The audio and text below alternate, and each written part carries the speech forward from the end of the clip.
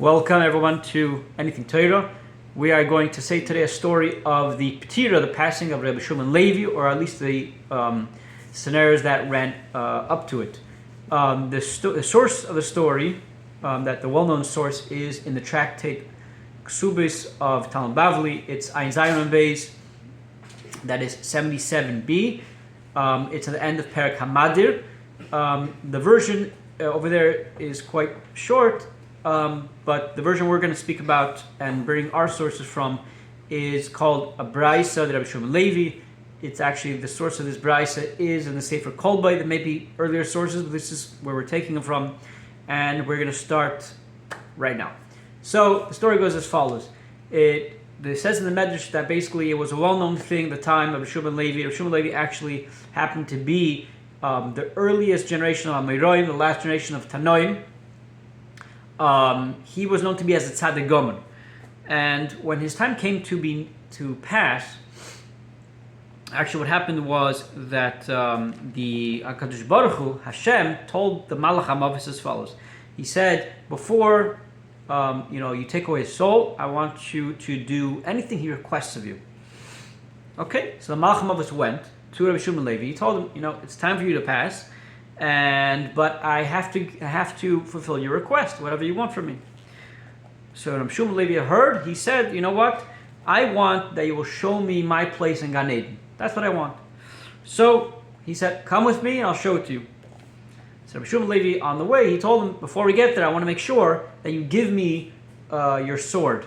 Give me your sword because I don't want to be scared from it. I don't want it to catch me off guard, so to speak, and terrify me. And therefore, I want to hold it for now. So he gave it to him. The Malach HaMavis, don't know what he was thinking, but he gave it to him. And they went to go see his part in Gan Eden. So when they came to the wall of Gan Eden, they were on the outside part of the wall, and the Malach HaMavis took Rabbi Ben Levi, and he picked him up and put him onto the wall of Gan Eden. And he told him, look from there, you should be able to see it. So Rabbi Ben Levi decided to jump, and he fell from the wall, after that jump, into Gan Eden, and the Malach HaMavis managed to catch a part of his garment, the edge of his garment, and he was like pulling onto him, and he said, get out of there.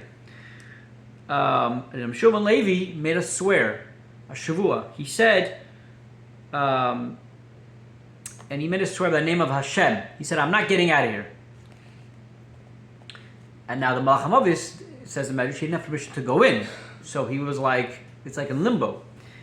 So at this point, the Malach HaShaddis, the angels, were telling to HaKadosh Baruch Hu, they were complaining. They're saying, Rebbeinu Shalom, the Master of the Universe, look what Ben Levi did.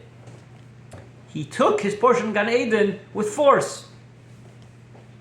So the HaKadosh Baruch Hu said as follows. Hashem said as follows. He said, go and check. If you find, historically, that if he ever made a shavua and he was made for it, we're not going to discuss what made for it is. Whoever understands.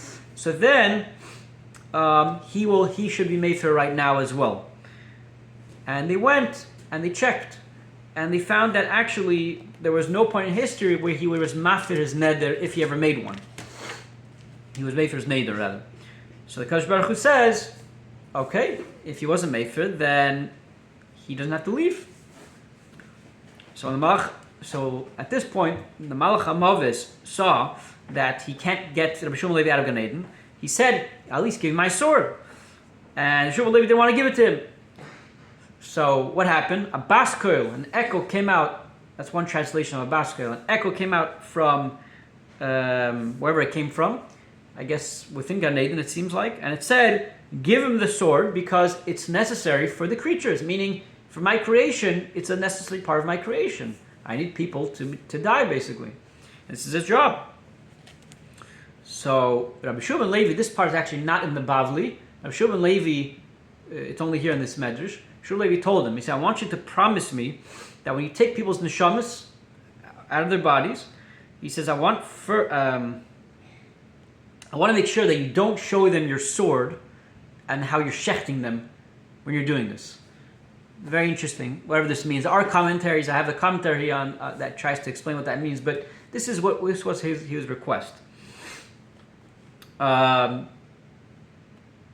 it says the Medrash because initially the way it would work is that the Malach HaMavis, even if he found a child, a baby, by his mother's chest, the baby would, the Malach HaMavis would go ahead and shecht him in front of everyone.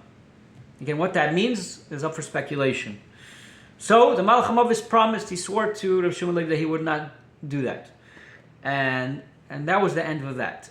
And from that point on, Eliyahu Navi started proclaiming in front of everybody, in front of Rav Shimon Levi rather, to everyone in Gan Eden, he would say to all the tzaddikim there, make space for Bar Levi. That's the point that we're going to end off for the story. There's a continuation in the Bavli and a much longer continuation in this beraita. If anyone would like to hear it, please drop a comment, let me know, and don't forget to subscribe and share the videos.